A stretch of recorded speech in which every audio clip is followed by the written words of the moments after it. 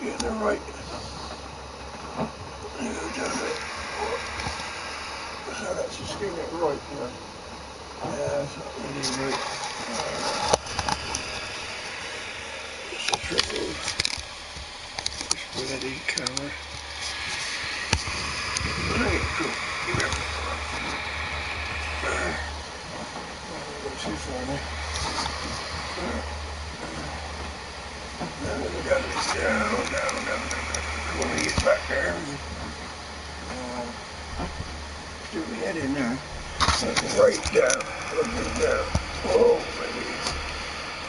Down, right down.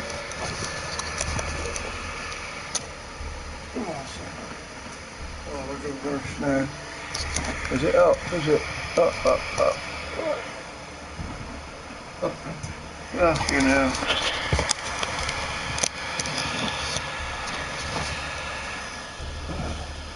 Was it not?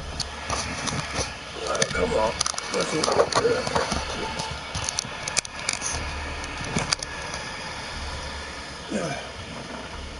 Look at getting ridiculous now.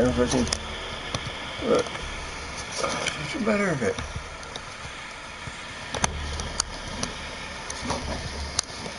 It's just fucking.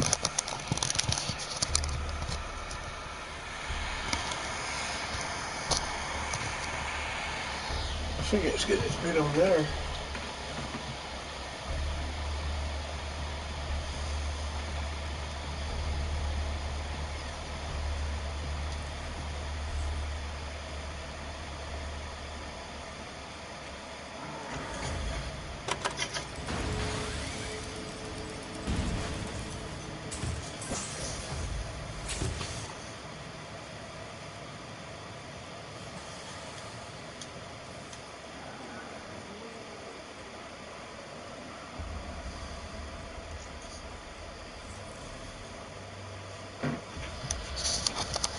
Trying to get it right there. I think it's because it's been on the.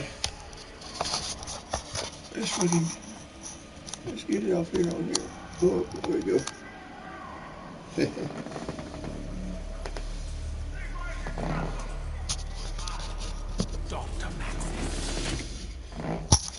Let's try to get on.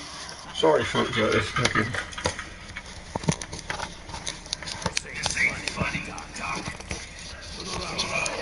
Slowly.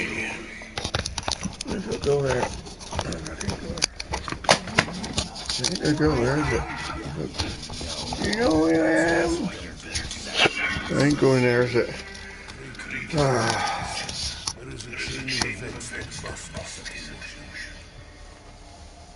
Oh, there we go. That's better. Just a little bit. Oops, that way a bit. There you go. A little bit, maybe that about. There you go. Whoa. There you go.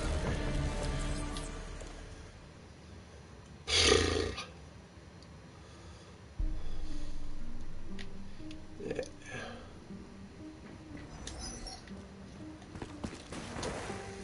I'll play this game now, join up a match. Where is he? That foul, stinking, rotten German! He was here. Now he's gone? He will pay for what he has done. Mark my words.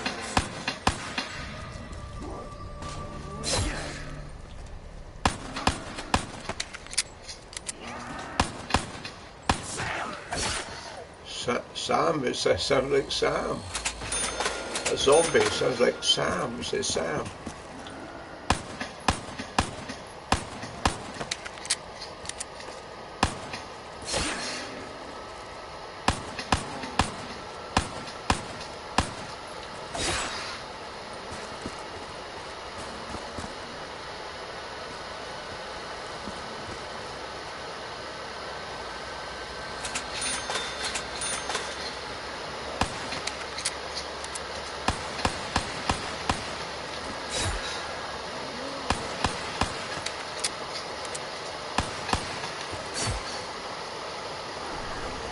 This confusion. I must remember my mission. Why I am here. The enemy war machine must be destroyed.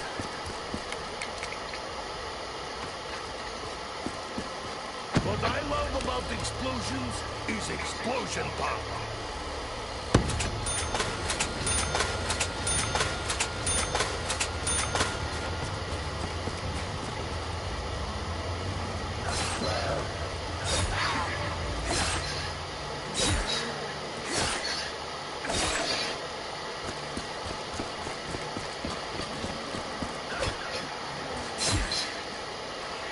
Sorry about the greedy part.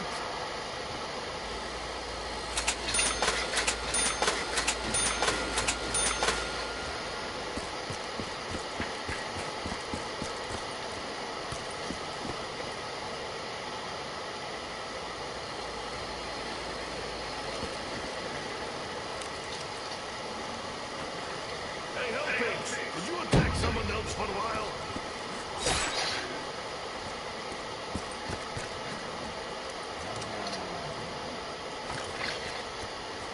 Die, dead pigs!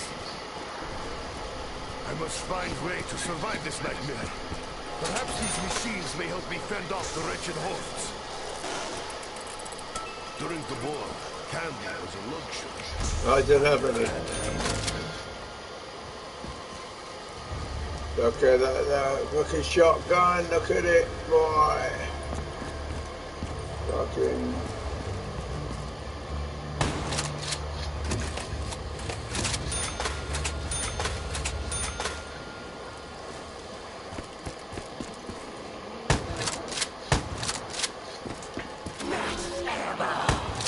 This Russian is ready and eager for more blood.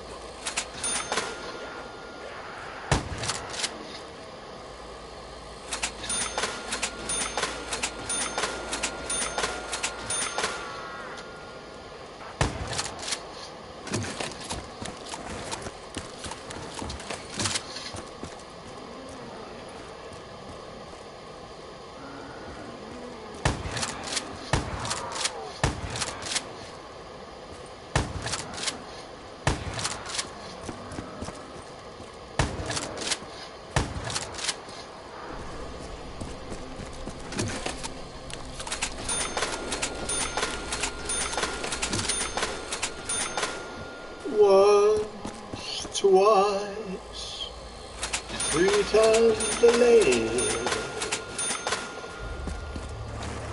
Fucking lower cross on about 14-year-olds, fucking pervert. Fucking perv.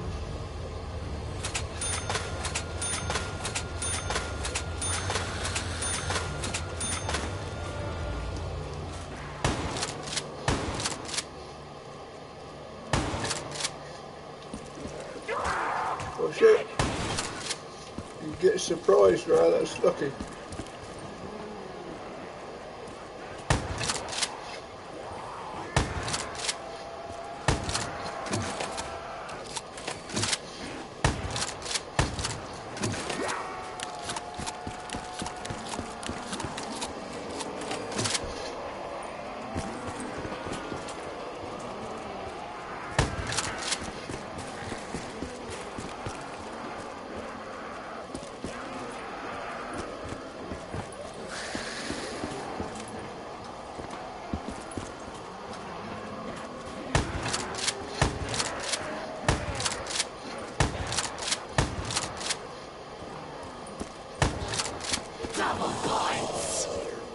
We got reason paid, huh?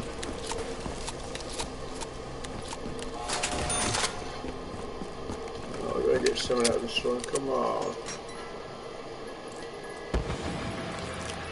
Fetch me their soul! I look pretty sexy on this big gun. Sexy Russian Nikolai.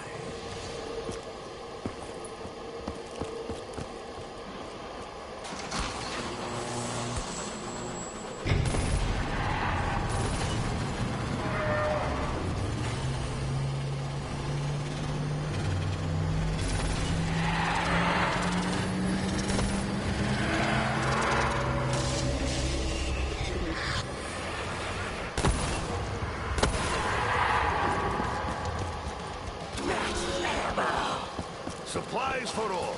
It is the Soviet way.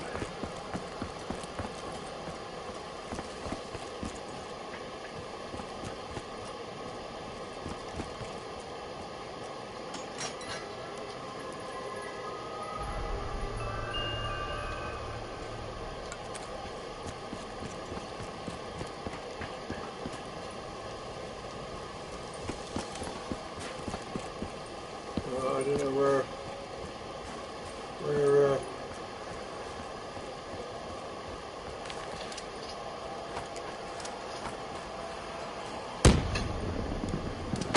here, now they are not.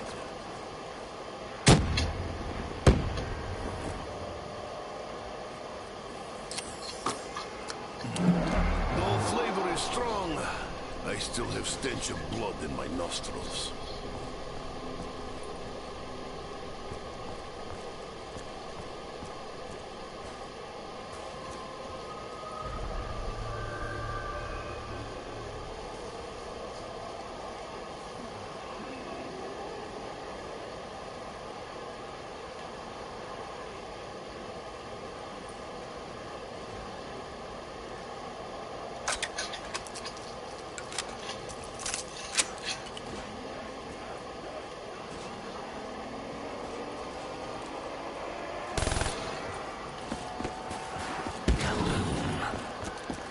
This is your destiny, dead pigs!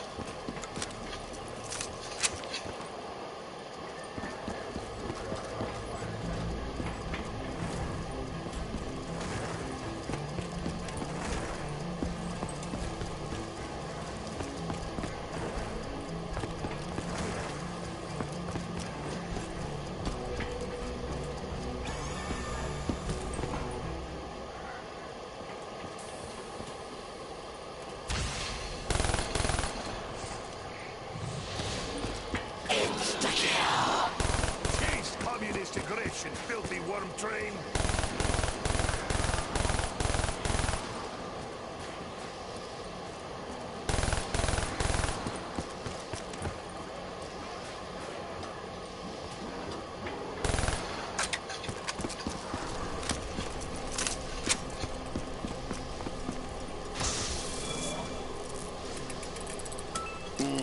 This is flavor unlike anything in Russia.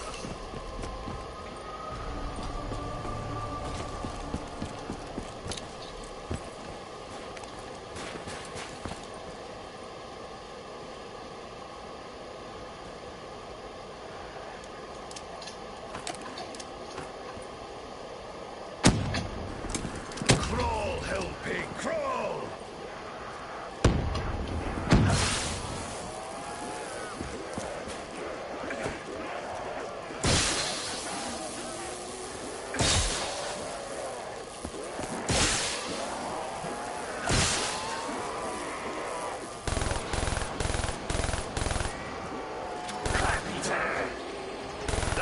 Labor is good for the soul.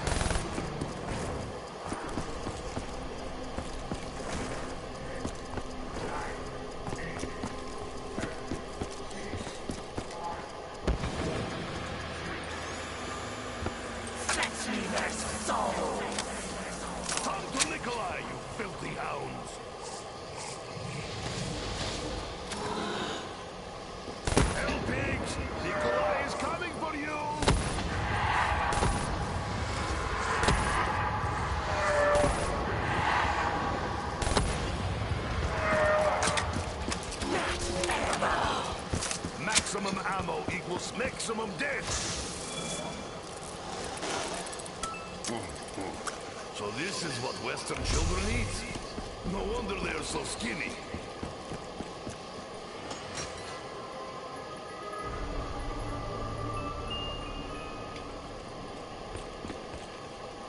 Better fuck off. This will be useful to put holes in the demon spawn.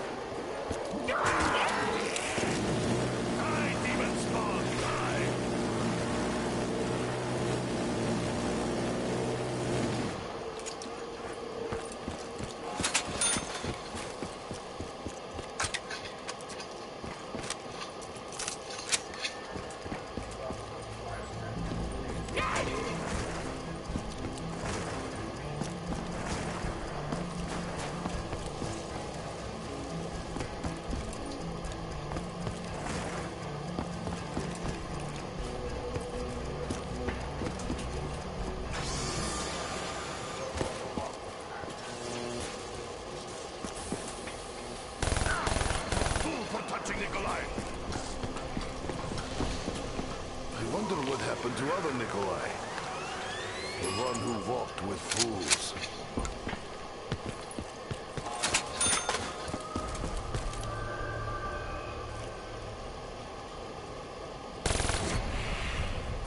I want to play a game. Let's play hide and seek. Rolls for our exits. Let the carnage continue.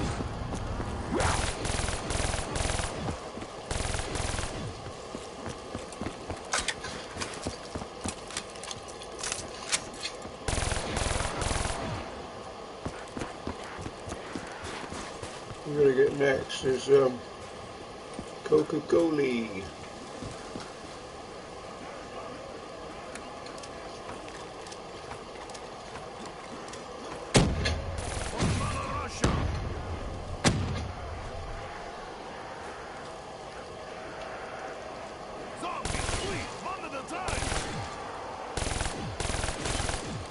How far is this?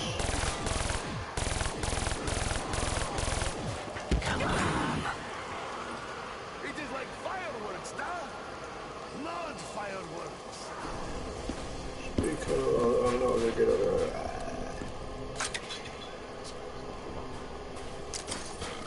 Whatever, breaking. Who could enjoy such a foul concoction? Ugh. Whatever, breaking it. Hold on.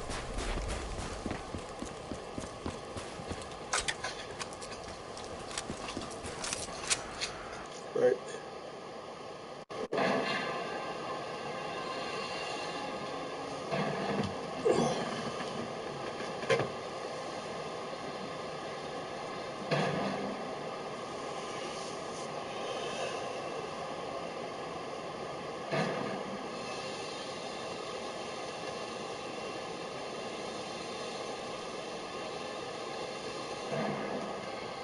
The UK government to take a number of steps to enable them to continue to export, and I support these calls.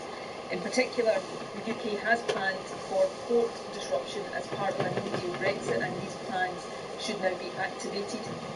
We have also urged again the UK government to seek to extend the current Brexit transition period or to secure a grace period before any deal is implemented to prevent further disruption. I think everybody would accept that all of us have quite enough on our plate to deal with right now without compounding these difficulties by the end of the Brexit transition period.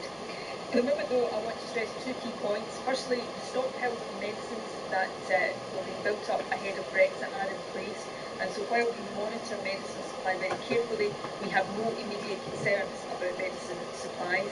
We are also assured that there is no risk to supplies of the COVID vaccine. And secondly, we have been assured by supermarkets that they are well stocked for Christmas, so there is absolutely no need for people to buy any more than they normally would.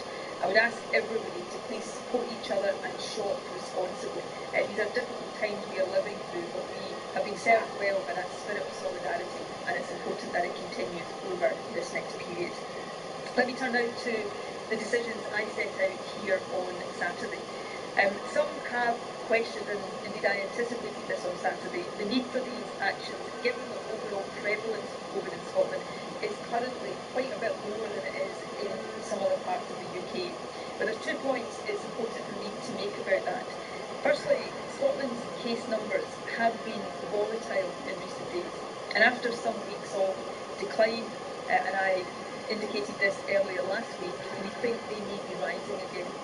Today's numbers, indeed, even with the caveat I put around those earlier on, show that may be the case. And because of that, our number has risen, and after a couple of weeks of it being slightly below 1, we think it is now hovering around 1 again. So even without this new strain, we would have no room for complacency as we head deeper into the winter. However, it is the concern about the new strain that necessitated the very stringent actions that I set out on Saturday. We know this strain already exists in Scotland, although we think it is still at lower levels than in the south of England, for example. However, if it is the case, as early analysis suggests, that this strain is up to 70% more transmissible and that it could add up to 0.4 to an R number already hovering around 1, the risk of it rapidly spreading here, as it appears to be doing in some other parts of the UK, is very real indeed. In London and the south-east of England, it's thought that this new strain might already account for between 40 and 60% of all new cases. So that's what we've got to stop here in Scotland, and that's the reason for the actions that I announced on Saturday. And as I said earlier on, in the course of this pandemic, perhaps the most important thing we have learned, I know it is perhaps the most important thing I have learned, is that failing to act quickly is almost always a mistake in the face of COVID. If we do nothing now, we are likely to see more new infections in Scotland as a result of this variant, placing an even greater strain on our health service and unfortunately leading to more deaths. But as things stand, with our lower prevalence in a relative sense, we still do have a chance of keeping this situation under control while the vaccination programme continues and while we get case numbers back to very low levels again. So that's why we announced action on Saturday on 2 fronts. Firstly, to try to stop more new cases of this variant coming into Scotland, and secondly, to try to stop it spreading further within the country. In relation to the first of these, as I said earlier, we are maintaining a strict travel ban on non-essential travel between Scotland and the rest of the UK. That ban, which will not be relaxed at all over Christmas, even on Christmas Day, unfortunately, is one of the issues that the Chief Constable will talk about in his remarks. However, since this variant has, we know, already established a foothold in Scotland, we need to reduce the risk of it spreading further here. And we've taken 3 key decisions to do that. Firstly, we are now enabling indoor mixing between households only on Christmas Day itself and only within Scotland, rather than over a 5-day period across the UK. Fundamentally, though, my advice is not to meet indoors at all, even on Christmas Day, if you can possibly avoid it. If you can, see family from other households outdoors only. The second key decision that we have taken is to impose tighter restrictions after Christmas. We will apply level 4 measures to all of mainland Scotland from Boxing Day morning, a minute past midnight on Boxing Day, for a period of 3 weeks, although we will review these level 4 restrictions after 2 weeks. What that means is that from Boxing Day morning, non-essential shops will close, so will pubs, cafes and restaurants, apart from takeaways, and we'll be asking everybody to work hard to reduce any unnecessary interactions with other households. Non-essential travel to and from different local authority areas will also be prohibited from Saturday. The exceptions to level 4 will be Orkney, Shetland and the Western Isles and other island communities where we've reduced restrictions in recent weeks. These areas will go to level 3, but again with no non-essential travel to and from them. Now, the third key decision on Saturday was to delay the return of schools after the holidays. Again, a decision we did not take lightly. Everybody knows how hard all of us have worked to keep our schools open from August. And this decision means that with the exception of children of key workers and more vulnerable children, pupils will not return to schools until return to learning until the 11th of January, and then until the 18th of January at least, schools will be online only. Now, these were all decisions I wish we didn't have to make, and I know they were horrible decisions for all of you to have to hear. I am well aware of the impact that level 4 restrictions in particular will have on people's well-being and on businesses like retailers and those in the hospitality sector. When I went home from here on Saturday night after doing the update, I spent a fair bit of time reading many of the emails I had received. I think it is important for me to do that. And these were from people, many completely understanding of the need for these decisions, but who nevertheless wanted me to know the impact of them on them and on their families. And it is heartbreaking for so many of you. And I want you to know that I do understand that. And if I thought there was an alternative to any of these decisions that we are taking right now, I would take that alternative in a heartbeat. But I know the consequences of not acting now to stop this virus could be catastrophic. So I am genuinely sorry to have to do these things, but believe me when I say they are necessary. We can't take the risk of allowing this new variant to spread as rapidly in Scotland as it appears to be doing in some other parts of the UK.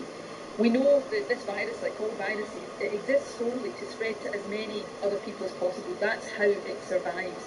And what we unfortunately now know is that it seems to have become much more better at doing this through the new variant. So if we don't act now to curb its spread, we run the risk of cases running out of control in the early parts of the new year. The restrictions we have put in place and that will come into effect from the weekend give us a much better chance, though, of preventing that happening, while allowing more of the population, especially those who are most vulnerable to the virus, to become vaccinated.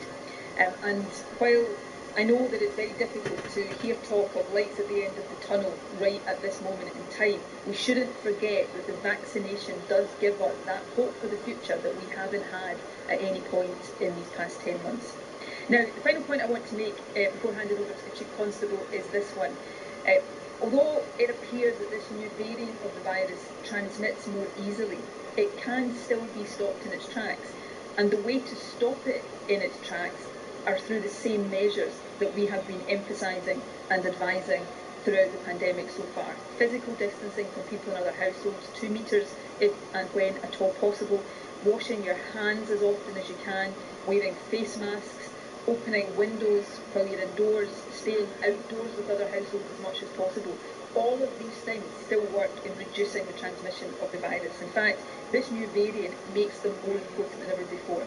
So after 10 months of all of us becoming really fed up with all of these measures, it is more important now than ever that we really do try to remember them at all times. That's why we're asking you to avoid indoor meetings on Christmas Day as far as possible. Difficult though I know that is, because indoor meetings are the best possible environment for this virus to spread. And it is why all of us should remember in everything we are doing the facts advice. Wear your face coverings, avoid crowded places, clean your hands, clean any surfaces you're touching, keep a 2 metre distance as far as you can from people in other households, and don't forget to self-isolate and get tested if you have symptoms. I know how difficult all this is. The last 10 months have been unremittingly hard for everybody, and I suspect this next 2 weeks are going to be even harder yet. Time of year when we should be looking forward to spending time with our loved ones. I do know how tough it is, but this is necessary. We must do these things to get us through this next phase of the pandemic, while the vaccination programme gathers pace as safely as possible. I can never thank you enough for continuing to bear these sacrifices and continuing to do all the things necessary to keep yourselves and your loved ones safe. So thank you for all of that. I'm going to hand over to the Chief Constable now, and then I and the Chief Medical Officer will take questions as normal. Thank you, First Minister. 2020 has been a relentless, difficult year. Families across Scotland have suffered illness and tragic bereavement and made significant sacrifices in the collective effort to control the spread of coronavirus. I pay tribute to the resilience and forbearance of the people of Scotland, who have demonstrated overwhelming personal responsibility to do the right thing for the public health imperative. And of course, police officers and police staff have been a key part of that public health response, explaining the rules, encouraging, enabling the high levels of cooperation that we have experienced so far. As Chief Constable, I will always be direct with our fellow citizens, the people of Scotland, to whom I feel personally accountable.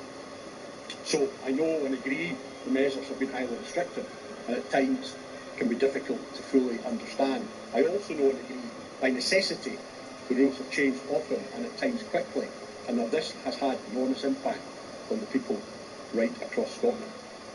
And of course, it's also fair to say the enforcement of these restrictions is not without challenge.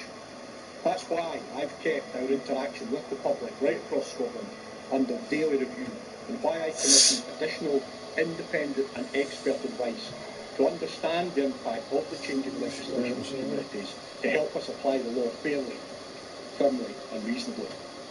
Our policing principles and approach have not changed and will not change. Officers will demonstrate compassion, empathy and exercise discretion to understand people and help them do the right thing.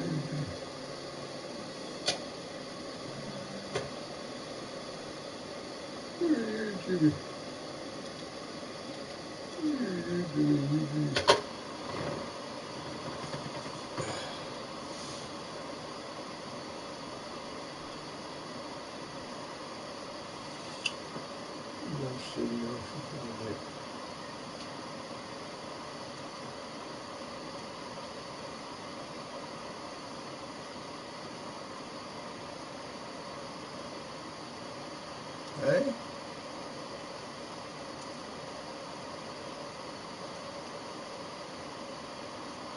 No, was it?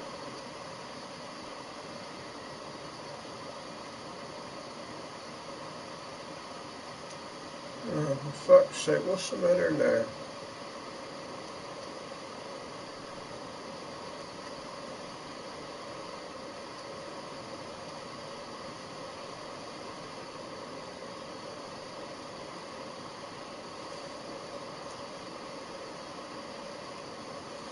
Actually, no signal. Fucking signal, isn't it?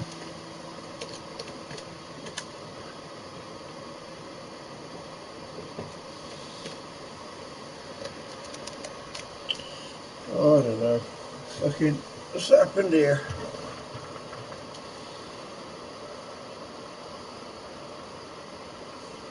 Oh dear.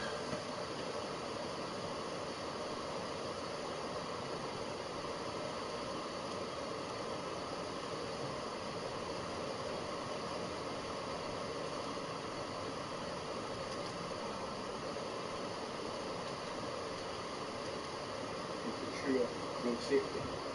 But from the time of the very first restrictions in March, the vast majority of people have done.